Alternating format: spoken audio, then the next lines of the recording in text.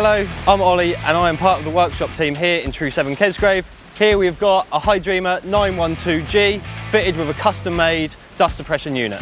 The purpose of this video today is to demonstrate how to use the dust suppression unit fitted to the Hydrema.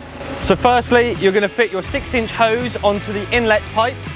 You're going to turn on the valve in here, ensuring that the inner valve is turned off. Then you're going to open up this valve down here 90 degrees and then run the priming pump to fill the 6-inch hose.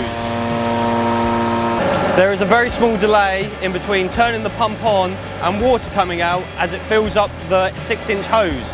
The length of time depends on the length of hose. Once there's no air coming out of the visual hose, turn off the tap under here and turn off the pump.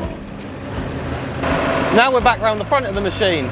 Now the air is all expelled from the system, we run the main pump. Now the main pump is running, it's time to open the top fill.